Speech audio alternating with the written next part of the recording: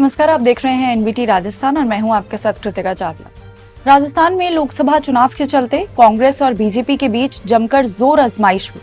अब 4 जून को आने वाले चुनावी परिणाम को लेकर सियासत भी बेसब्री से इंतजार कर रही है। सियासत में इस बार चर्चा है कि बीजेपी अब तीसरी बार कांग्रेस का क्लीन स्वीप नहीं कर पाएगी। इस बार कांग्रेस को आधा दर्जन सीटों पर अच्छी फाइट में माना जा रहा है।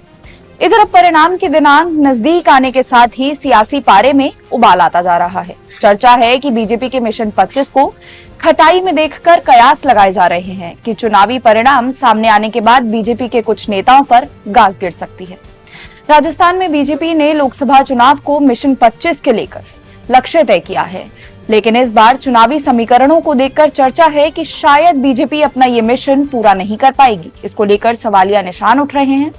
इसके पीछे बीजेपी के नेताओं की सियासी फूट का कारण माना जा रहा है। चर्चा है कि राजस्थान की कई सीटों पर बीजेपी नेताओं की फूट देखने को मिली है, जिसके कारण कांग्रेस यहां से मजबूत हुई। ऐसे में ये भी चर्चा है कि 4 जून को चुनावी परिणाम में यदि बीजेपी को नुकसान हुआ तो इसका जिम्मेदार राजस्थान के नेताओं की फूट को माना जाएगा। लोकसभा चुनाव संपन्न होने के बाद कांग्रेस ने अपनी कई नेताओं के खिलाफ एक्शन लिया है। कांग्रेस ने उन नेताओं के खिलाफ कार्यवाही की जिन्होंने चुनाव में पार्टी के खिलाफ गतिविधियों में हिस्सा लिया। अब चर्चा है कि बीजेपी भी इसी फॉर्मूले पर काम करने की तैयारी कर रही है। इसको लेकर बीजेपी ऐसे नेताओं को चिन्हित करने का काम कर रही है जिनकी वजह से बीजेपी के मिशन 25 को नुकसान पहुंचने की संभावना है। ऐसे में 4 जून को यदि बीजेपी के पक्ष में आशा के अनुरूप परिणाम नहीं आया तो पार्टी हाईकमान राजस्थान के कई नेताओं के खिलाफ बड़ा एक्शन ले सकती है। इसको लेकर बीजेपी में जमकर हलचल भी मची हुई है।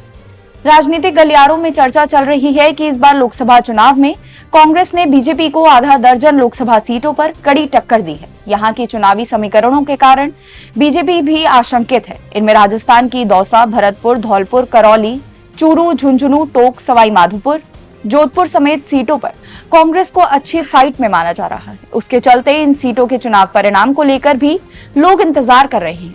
वहीं इन सीटों की सियासी समीकरणों को लेकर बीजेपी भी चिंता की लकीरें बनी हुई हैं। इधर कांग्रेस के प्रदेश अध्यक्ष गोविंद सिंह डोटासरा ने एक न्यूज चैनल को दिए इंटरव्यू में बीजेपी पर जमकर निशाना लगाया है।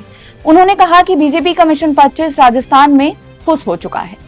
राजस्थान के बीजेपी नेताओं की हालत खराब है। रोज बीजेपी के नेताओं की दिल्ली में खिंचाई होती है। उन्होंने ये भी दावा किया है कि कांग्रेस राजस्थान में 13 लोकसभा सीटों पर जीत हासिल करेगी। उन्होंने फिर से मुख्यमंत्री भजनलाल पर हमला करते हुए कहा है कि चुनाव के परिणाम के बाद एक बार फिर पर्ची बदलेगी। राजस्थान के लोकसभा चुनाव को लेकर बीजेपी हाईकमान भी मान चुकी है कि इस बार कांग्रेस का क्लीन स्वीप करना संभव नहीं हो पाएगा।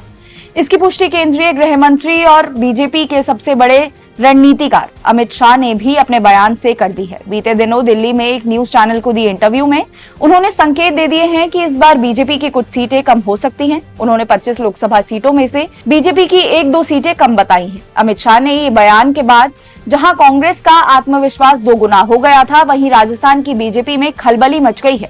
इसको लेकर राजस्थान के बीजेपी के नेता मुख्यमंत्री अपना बचाव करते हुए नजर आए। इसमें बीजेपी के नेता अब भी केंद्रीय गृह मंत्री अमित शाह के बयान के बाद राजस्थान में 25 की 25 सीटें जीतने का दावा कर रहे हैं। ऐसे ही देश विदेश की बड़ी खबरों के लिए देखते रहिए एनबीटी राजस्थान।